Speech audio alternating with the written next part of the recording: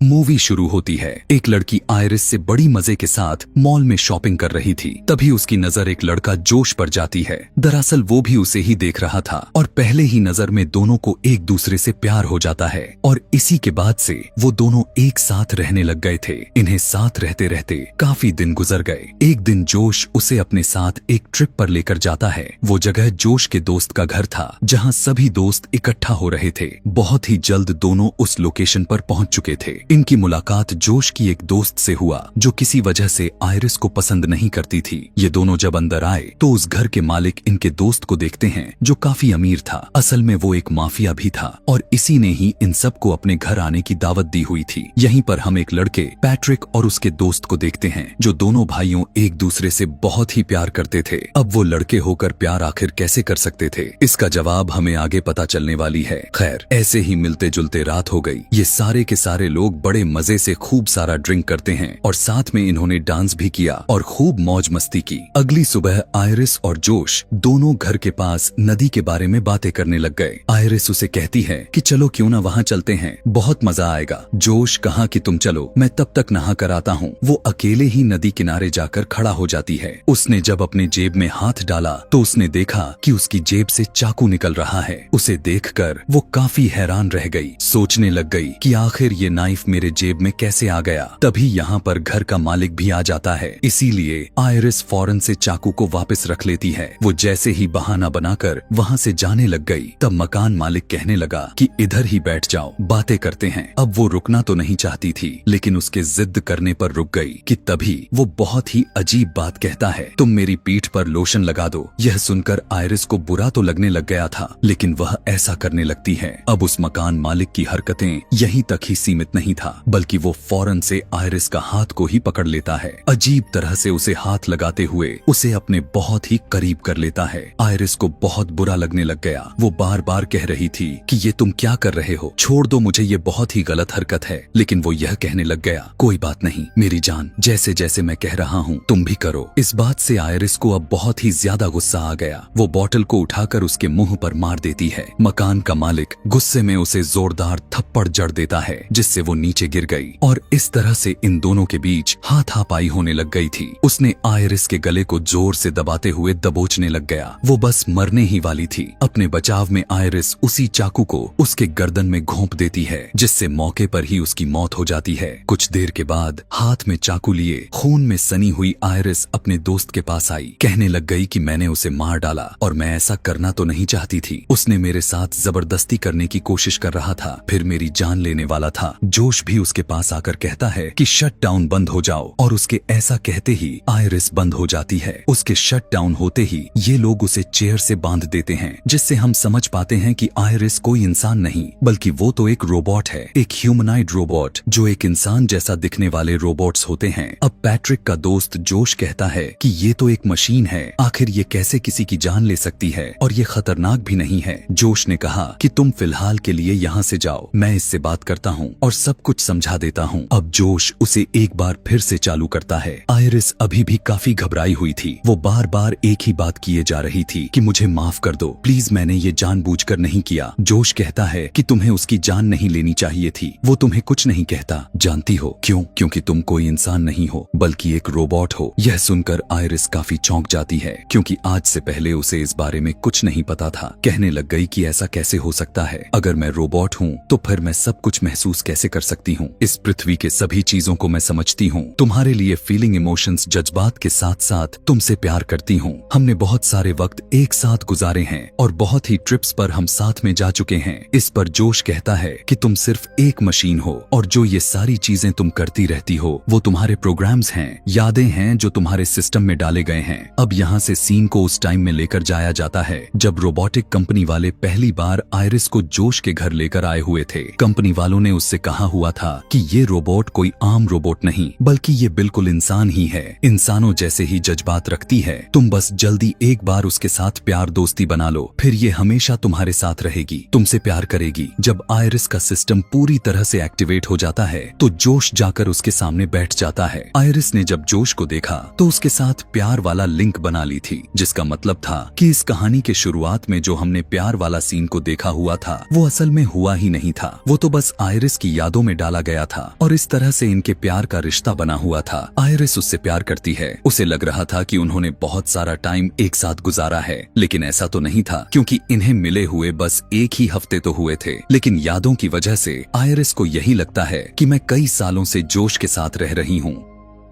जोश उसे यह भी बताता है कि तुम्हारी आंखों से जो पानी निकलकर बाहर आते हैं वो आंसू नहीं हैं, बल्कि एक नॉर्मल पानी है, क्योंकि तुम्हारे अंदर में एक टैंकर लगाया हुआ है। जब तुम दुखी होती हो या फिर इमोशनल होती हो तो पानी अपने आप ही निकलने लग जाते हैं। यह सारी बातों को सुनकर आयरिस कहने लगी कि मैं चाहे जो भी हूँ, लेकिन मैं फिर भी तुमसे प्यार करती हूँ। यह कहकर वो रो भी रही थी। तभी यहाँ पर जोश की दोस्त भी आ जाती है और पूछने लग गई कि तुमने अभी तक इसे बंद नहीं किया। यह सुनकर आयरिस को पता लग गया था कि ये सभी उसे बंद करने वाले हैं। अपने दोस्त से बात करने के लिए जोश उसे एक कमरे में लेकर जाती है। उनकी बातों से पता चला कि यह सारा प्लान इन्हीं लोगों ने बनाया हुआ था। दरअसल वो जानबूझकर इस घर के मालिक को मरवाकर उसका सारा पैसा खुद लेना चाहते थे। जोश कहता है कि हमारा रास्ता साफ है, मैं कंपनी के आने से पहले आयरिस को रिस्टार्ट कर दूंगा, यानी उसकी यादों को शुरू से शुरू कर दूंगा। वो अब तक का सब कुछ भूल जाएगी और हम उस पर ही इल्जाम लगा देंगे। इधर आयरिस को वही नाइफ जिससे वो माफिया पर अटैक करके उसे मारा था नीचे गिरा हुआ मिलता है। उसे लेने के लिए वो चेयर को खिसकाते हुए उस तरफ जाती है और फिर नीचे गिरकर चाकू को लेने की कोशिश करती है, लेकिन उतने ही देर में यहाँ पर जोश आ गया और जब वो आयरिस के करीब जाने लगा तो वो चाकू से उसकी गर्दन पर वार कर देती है, जिससे वो जख्मी होकर नीचे गिर गया। आयरिस खुद को चेयर से छुड़ाते हुए जोश का फोन को लेकर घर से बाहर आ गई और जंगल की तरफ भाग जाती है। जोश की दोस्त उसे बस देखते ही रहे, कुछ कर नहीं पाते। पैट्रिक के दोस्त को भी पता चल चुका था कि आयरिस के जेब में चाकू जोश ने रखा हुआ था। जोश उसे बताता है कि यह सब हमारा ही प्लान था और अब अगर कंपनी के आने से पहले हमने उसे नहीं पकड़ा तो हम सभी फंस जाएंगे। वो एक पेन ड्राइव को सामने रखते हुए कहता है कि इसकी मदद से मैं आयरिस में चेंजिंग कर सकता हूँ और उसे पूरा बदल सकता हूँ, लेकिन इसके लिए हमें उसे पकड़ना ही होगा। अब जोश पैट्रिक के दोस्त को भी पैसे दिखाता है जिनके लिए इन्होंने घर के मालिक की जान ली। जोश ने सभी को बताया कि इन पैसों को 3 हिस्से में बांटेंगे, एक मेरा दोस्त का और एक तुम्हारा, जिन पैसों को हम आपस में ही बांट लेंगे। इस पर पैट्रिक का दोस्त कहने लग गया कि 3 ही नहीं बल्कि 4 होंगे। पैट्रिक को तुम आखिर कैसे भूल सकते हो, वो मेरे साथ है और उसे भी तुम्हें हिस्सा देना ही पड़ेगा। जोश कहने लग गया कि नहीं, मैं यह तो बिल्कुल भी नहीं करने वाला, हिस्से तो बस 3 ही होंगे। यह सुनकर उसका दोस्त जाकर पैट्रिक को शट डाउन कर देता है। वो फौरन से बंद हो गया। मतलब कि पैट्रिक भी कोई इंसान नहीं बल्कि वो भी एक रोबोट ही है। जोश की दोस्त उसे बताती है कि यहाँ टोटल $12 मिलियन हैं, जिनमें से $4 मिलियन हम तुम्हें देने वाले हैं। तुम्हें बस हमारे साथ मिलकर आयरिस को ढूंढना है, इसमें तुम नहीं फंसोगे। वो मान तो गया लेकिन कहने लग गया कि गन मैं अपने पास ही रखूंगा क्योंकि आयरिस बहुत ही खतरनाक है। जिसके बाद वो पैट्रिक को भी दोबारा से स्टार्ट कर देता है। उधर हम देख पाते हैं कि आयरिस जंगल में भागते हुए काफी अंदर तक पहुंच चुकी थी। जोश का फोन उसके पास तो था, जो कि अच्छी बात यह भी थी कि उसे उस फोन का पासवर्ड पता था। फोन को खोलते हुए डिवाइस कंट्रोल में जाकर अपने सेटिंग्स को बदलना शुरू कर देती है। उसे इंटेलिजेंस वाला ऑप्शंस दिखाई दी, शरीर का दिमाग का, जो कि 40% दिखा रहा था, लेकिन उसे बढ़ाते हुए 100% कर लेती है, यानी कि अब उसका दिमाग सभी के मुकाबले में काफी तेज काम करेगा। ऐसा करते ही उसके अंदर बदलाव हो चुका था। वो चारों दोस्त जंगल के अंदर तक आ गए थे। जोश कहता है कि हमें 2 टीम बनाकर अलग अलग जाकर आयरिस को ढूंढना होगा, क्योंकि इस तरह से हम बहुत ही आसानी से उसे ढूंढ भी लेंगे। और अब ये लोग अलग अलग होकर आयरिस को ढूंढना शुरू कर देते हैं। आयरिस जब पैट्रिक और उसके दोस्त को देखती है तो फौरन से एक पेड़ के पीछे छुप जाती है और उनकी बातें सुनने लग जाती है। पैट्रिक का दोस्त उसे बताता है कि जोश और उसके दोस्त ने बहुत ही गलत किया। उन्होंने काफी दिन पहले एक घर के मालिक हमारे दोस्त को मारने का प्लान बनाया हुआ था, लेकिन इस बारे में मुझे नहीं बताया। हालांकि जोश कहता है कि वो मुझे दोस्त मानता है, लेकिन यह सब झूठ है। अगर उसने मुझे दोस्त मानता तो वो मुझे इस बारे में जरूर बताता। उसे मरवाने के लिए जोश ने आयरिस को इस्तेमाल किया। जोश ने आयरिस को इसीलिए खरीदा क्योंकि आयरिस के मदद से ही जोश उस माफिया को मरवाना चाहता था, क्योंकि ऐसे ही उसका काम आसान लगा था। और अब जब वो फंस चुका है तो मुझसे मदद मांग रहा है। यह सुनकर पैट्रिक कहने लग गया कि मैं भी तो एक रोबोट हूँ ना, तो तुम भी मेरे साथ क्या ऐसा ही करोगे। दरअसल उस पता चल चुका था कि मैं भी एक रोबोट ही हूँ। उसका दोस्त सुनकर पहले तो वो काफी हैरान हुआ, पूछने लग गया कि तुम्हें तुम्हें यह सब कैसे मालूम हुआ? पैट्रिक कहने लग गया कि यार मैं तुम्हारा दोस्त हूँ और काफी दिनों से तुम्हारे साथ भी रह रहा हूँ, बस पता चल गया। आगे हम यहाँ देख पाते हैं कि पैट्रिक और उसके दोस्त एक दूसरे से मिले हुए थे और कैसे उनमें दोस्ती हुई। दोनों किसी एक फेस्टिवल में मिले हुए थे और इनके बीच रिश्ते की बॉन्डिंग हो गई। तब उसका दोस्त कहता है कि तुम बेफिक्र रहने की कोशिश करो यार, मैं तुम्हारे साथ कुछ गलत नहीं करूंगा, क्योंकि सच में तुम्हारे साथ रहते रहते मुझे तुमसे प्यार हो गया है। तुम बहुत ही अच्छे हो, मैं हमेशा तुम्हारे साथ रहना चाहता हूँ क्योंकि तुम मेरे लिए सब करते हो। अभी इनकी बात चल ही रही थी कि अचानक से आयरिस के हाथ में लिए फोन पर बेल हो जाती है, जिससे इन दोनों को पता चल गया कि आयरिस पेड़ के पीछे है। पैट्रिक का दोस्त गन निकाल लिया था और यह देखकर आयरिस भागने लग गई तो वो शूट करने लग जाता है, लेकिन निशाना ठीक से नहीं लगता। यह देखकर पैट्रिक का दोस्त दूसरे साइड पर जाता है और जब आयरिस भागते हुए आगे बढ़ रही थी तो वो सामने से आकर उसे पकड़ लेता है, जिससे यह दोनों घसीटते हुए नीचे गिर जाते हैं। लेकिन इससे पहले वो गन को लेकर दोबारा से आयरिस पर हमला करता वहीं उसे पकड़ लेती है। अब इन दोनों के बीच हाथापाई होने लग चुकी थी, लेकिन इसी बीच गन ट्रिगर हो जाती है। गोली सीधा पैट्रिक के दोस्त को लग गई और उसकी मौके पर ही मौत हो गई। अब यह सब कुछ ऊपर पेड़ पर खड़ा हुआ पैट्रिक भी देखे जा रहा था और अब जब जोश के साथ उसकी दोस्त भी यहाँ आए, लेकिन आयरिस एक घर की तरफ भाग जाती है। वो जोश की हाई टेक्नोलॉजी वाली कार में बैठ जाती है और उसे लॉक्ड कर लेती है। तब तक जोश भी यहाँ पर आ चुका था, जो दरवाजा खोलने की कोशिश करने लगा, लेकिन कार चल नहीं रही थी क्योंकि वो आवाज की कमांड देने पर ही स्टार्ट होती थी। आयरिस ने जब अपने आवाज में गाड़ी को चलने के लिए कहा तो वो मैच नहीं करती। उसके पास वक्त कम था क्योंकि जोश कांच को तोड़ने लग गया था। अब आयरिस अपना दिमाग लगाती है। वो सेटिंग्स में जाकर अपनी आवाज को बदलकर जोश जैसा बनाने लग जाती है। जल्द ही उसके जैसा आवाज बनकर मैच हो गई और गाड़ी स्टार्ट हो जाती है और आयरिस यहाँ से भाग गई। लेकिन यहाँ पर जोश का भी दिमाग काम कर गया। वो फौरन से घर के अंदर आया। घर के मालिक का फोन को लेकर पुलिस में रिपोर्ट यह कर देता है कि मेरी गाड़ी चोरी हो गई है। जैसे ही रिपोर्ट रजिस्टर्ड हुआ, गाड़ी एक रोड के किनारे आकर अपने आप ही बंद हो जाती है। फिर जोश उसी फोन से अपने फोन पर कॉल लगाया और जब आयरिस ने फोन को उठाया तो जोश कहने लग गया कि प्लीज तुम घर वापस आ जाओ, मैं सब कुछ ठीक कर दूंगा। अब क्योंकि तुम एक रोबोट हो तो तुम्हें कोई सजा नहीं मिलेगी और अगर तुम्हें इस बात का दुख भी हो रहा है तो कोई बात नहीं, मैं तुम्हारे अंदर बदलाव कर दूंगा जिससे तुम सब कुछ भूल जाओगी और हम फिर से एक साथ रहने लग जाएंगे। इस पर आयरिस कहने लग गई कि नहीं, बिल्कुल भी नहीं, अब मैं दोबारा से तुम पर भरोसा करके गलती नहीं करने वाली। तुमने तो घर के मालिक को मारने के लिए मुझे इस्तेमाल किया है। जंगल में पैट्रिक और उसका दोस्त बातें कर रहे थे और मैंने उनकी सारी बातें सुन ली हैं। अब मैं यहाँ से कहीं दूर चली जाऊंगी और दोबारा कभी भी लौटकर तुम्हारे पास नहीं आऊंगी क्योंकि मैं भी जीना चाहती हूँ। अब जैसे ही कॉल कट हुआ, जोश भागते हुए पैट्रिक के पास पहुंचा। वो उसकी दोस्त का फोन लेकर पैट्रिक में चेंजिंग करने लग गया और उसके गुस्से को 100% कर देता है। यह बदलाव करने के बाद वो पैट्रिक को रिस्टार्ट कर देता है और जब वो दोबारा से अपनी आंखें खोलता है तो इस बार उसके सामने जोश मौजूद था। यहाँ पर इन दोनों के बीच प्यार दोस्ती का रिश्ता बन जाता है और पैट्रिक अब जोश से प्यार करने लग गया था। जोश उससे कहने लग गया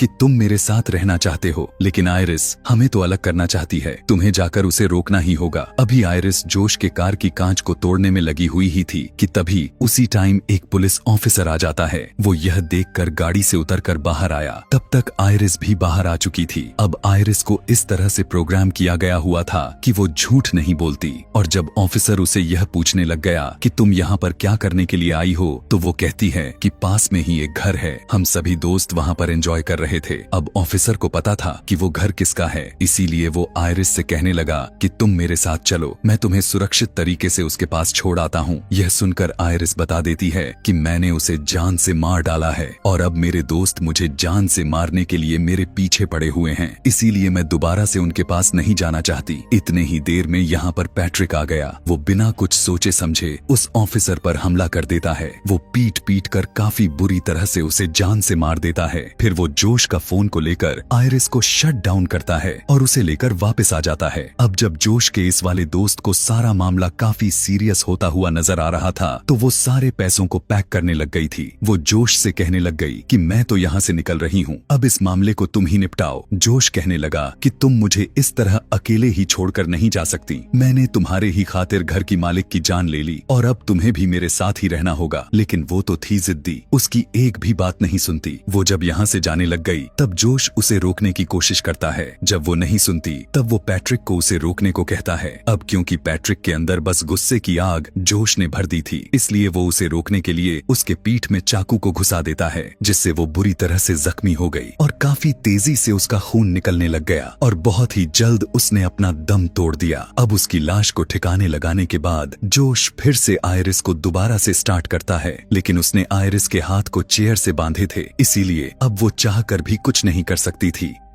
जोश कहता है कि मैं तो तुम्हारे अंदर चेंजिंग करके तुम्हें रिस्टार्ट करना चाहता था ताकि तुम्हारे अंदर के सेव हुई डेटा डिलीट हो जाए, लेकिन अब मुझे लगता है कि तुम्हें खत्म कर देना चाहिए। आयरिस, जिसका दिमाग अब 100% काम कर रहा था, कहने लग गए कि मैं जानती हूँ कि तुम्हें क्या अच्छा लगता है क्या नहीं। वो और भी कई सारी बातें करती हैं जो सिर्फ जोश के दिमाग में चल रही थी, जिससे जोश को अंदाजा हो गया कि उसका दिमाग कितना तेज काम कर रहा है। इसीलिए वो उसकी इंटेलिजेंस को पूरी तरह से जीरो कर देता है, यानी दिमाग का नामो निशान ही मिटा दिया, जिससे अब वो जोश के कंट्रोल में आ गई। जैसे जैसे वो कह रहा था, आयरिस बिल्कुल वैसा वैसा ही किए जा रही थी। वो उसका एक हाथ आगे करके नीचे मोमबत्ती पर रख देता है। ऐसा उसने इसलिए किया ताकि उसे तकलीफ हो और आयरिस अब जलने लग जाती है। अब जोश कंपनी में फोन कर देता है ताकि वो आकर आयरिस को ले जाए। आयरिस का पूरा हाथ ही जल चुका था और अब उसका मशीनरी वाला हाथ दिखाई देने लग गया था और अब वो पैट्रिक को कहकर आग बुझवा देता है। फिर उसके कहने पर गन हाथ में लेकर अपने सर पर रख लेती है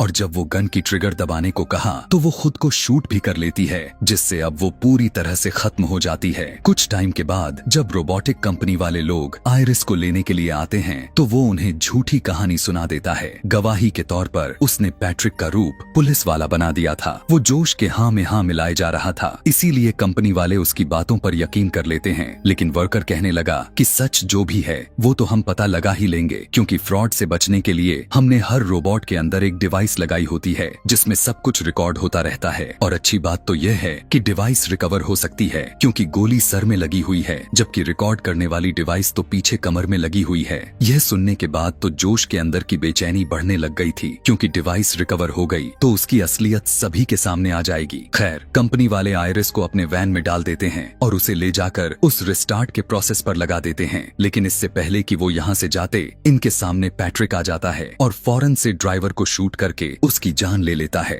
दूसरा आदमी यह देखकर डर गया और अपनी जान बचाने के लिए जंगल में भाग जाता है। आयरिस का रिस्टार्ट जैसे ही कंप्लीट हुआ तो वो दोबारा से जाग जाती है। जंगल में पैट्रिक भी उस दूसरे वर्कर तक पहुंच गया था, लेकिन उसके गन की गोलियां खत्म हो गई थीं। इसीलिए पैट्रिक उसकी गला दबाकर उसे जान से मारने की कोशिश करने लग जाता है कि उसी टाइम पर यहाँ आयरिस भी आ गई। वो पैट्रिक पर हमला करती तो है, लेकिन उसे कोई फर्क नहीं पड़ता। उल्टा वही आयरिस को थप्पड़ मारकर नीचे गिरा देता है और वो हमला करने के लिए जैसे ही आगे बढ़ा तब आयरिस कहने लग गई कि जोश ने तुम्हारी यादों को मिटा दिया है। वो तुम्हारा दोस्त नहीं है, बल्कि वो तो सिर्फ तुम्हें इस्तेमाल करते हुए कंट्रोल कर रहा है, जैसे उसने मुझे किया हुआ था। तुम्हारा असली दोस्त जिसे तुम प्यार करते थे वो मारा गया है। तुम याद करने की कोशिश करो कि जोश तुम्हारा प्यार नहीं है। और जब पैट्रिक अपने दिमाग पर जैसे ही जोर लगाया तो उस धीरे धीरे सब कुछ याद आने लग जाता है कि हाँ, सच में मेरा दोस्त जिसे मैं प्यार करता था उसकी तो मौत हो गई है। वो इस सदमे को बर्दाश्त नहीं कर पाता और खुद अपनी ही जान ले लेता है। अब आयरिस कंपनी के दूसरे वर्कर से कहने लग गई कि मुझे तुम्हारी मदद चाहिए। तब वर्कर ने उसके अंदर वैसा चेंजिंग्स कर डाला जैसा वो चाहती थी। फिर आयरिस जोश के पास चली गई। वो अपने फोन के जरिए उसे बंद करने की कोशिश करता है, लेकिन अब वो बंद ही नहीं हो रही थी क्योंकि वर्कर ने आयरिस के अंदर बदलाव कर दिया था। चेंजिंग्स के बाद अब उसे कोई कंट्रोल नहीं कर पाएगा। इस बात से आयरिस को खुशी होती है। अब सीधा आयरिस जोश पर गन तान देती है। जोश उसे कहता है कि तुम मुझे नहीं मारोगी क्योंकि तुम मुझसे प्यार करती हो ना। अब यह कहानी एक नया मोड़ ले लेती है क्योंकि एक बार फिर से आयरिस जोश की बातों में आ चुकी थी, लेकिन वो उस पर हमला कर देता है। वो काफी बुरी तरीके से उसे उठाकर इधर उधर मारने फेंकने लग गया। फिर वो उसे पकड़कर कहता है कि तुम्हें कैसे कंट्रोल करना है मैं अच्छे से जानता हूँ। उसके हाथ में आयरिस की लाई हुई गन थी और इस बार वो आयरिस को वहाँ मारने वाला था